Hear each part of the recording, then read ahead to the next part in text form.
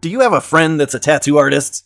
Are they kind of new and they're starting out, and maybe they kind of ask for your help as a guinea pig, right? Maybe they want to try something new they've never done before. Well, that's the situation that our next viewer was in when they submitted this tattoo. So stick around, let's see how the artist did.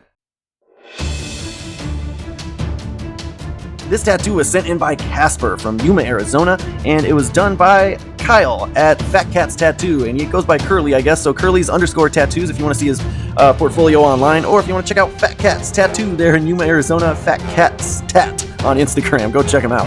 Now, let's break it down.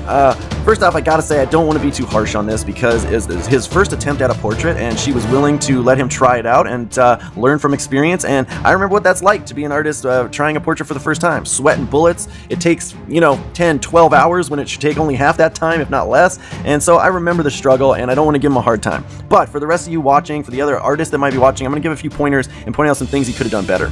Now, here's the reference that he used, and the main thing I think that I would have discouraged him from doing is choosing a reference that already has a black backdrop like this, and it's heavily contrasted photo. And so when you're choosing a photo like that, that means that when you tattoo it, you also need to put that black backdrop on it. And the reason why, and I'll kind of give you an example here with his ear. You see how his ear has a nice, crisp, clean edge to it there, right? Because the background is so dark, it creates a nice, clean edge right there. Now, when he did the ear, he didn't have that dark backdrop, so he had to create shadows off the ear. I mean, his only other option would have been to outline it right here, but of course, when you're doing realism, you don't want to do outlines. And so he's creating a lot of shadows where they wouldn't have been normally. And again, off the shoulder right here, you can see he created shadows there, but if we go over here, the shoulder is really not that shadowed. It has to look shadowed here because he doesn't have the backdrop. So again, if you're going to choose a subject or a reference with a dark backdrop, you should probably incorporate one yourself.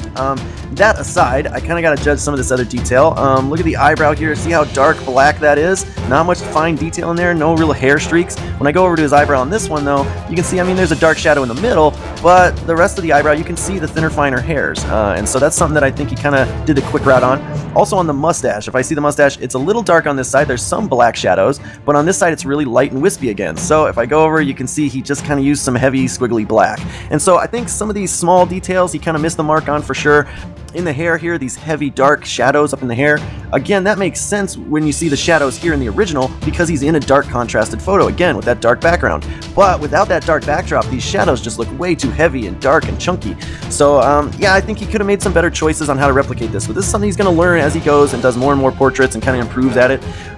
Also with copying the tattoos, this is not easy for us to do tattoos in tattoos and make them look authentic, but you can see how this star right here, it's a little patchy in the center. It's not actually solid black, and same thing, I come over here and he just solid blacked it out. So I would give him some props. The shading around the nose looks decent, especially around these nostrils here. You can definitely see how it's shaped, and it looks 3D and it looks shadowed and everything. It's a little bit heavier in the tattoo there than it is in the original, but it does create the same shape, and so I think he did a decent job. There are shadows on the teeth that he kind of skipped. Now when I'm teaching an apprentice, I would usually tell them to treat their first one like, and most future portraits, when they're doing them, treat it like you're a printer. Start from the bottom and just go back and forth and slowly work your way up, copying every shadow, shade for shade, line for line, just copying it exactly. When you're shading a nose, just make sure that you're focused 100% on that nose and the surrounding shades. Don't worry about the rest of the picture. Just focus on that nose as if you're only tattooing a nose that day. When you get to the eye, focus only on the eye as if you're only tattooing an eye that day. And then you'll put in the maximum effort on each one of these important pieces. And in the end, it'll complete a nice, highly detailed, clean piece. And that's some of the thing. I think he just kind of rushed through it a little bit, and so some of these details went out the window, unfortunately. Now, she did send me a video of it originally, and it was really kind of hard to see what was going on in the video. Yeah, again, it wasn't the best focus in there. And then also she sent me this one of it healed, and I wish I got a little bit better copy of it healed so I could see how some of them shades held up and how it looks. But for now, I just got to judge it off what I can see, and I think from what I can see, he's got a little ways to go, and he's definitely got some improving to do. So I'm going to rate this tattoo a 5 out of 10 overall. I don't want to be harsh. I do think he did some good, but there is a lot of room for improvement here as well. So let him know how you would rate it down in the comments below, guys, and if you want your tattoo rated, just send it in. All right, bye-bye.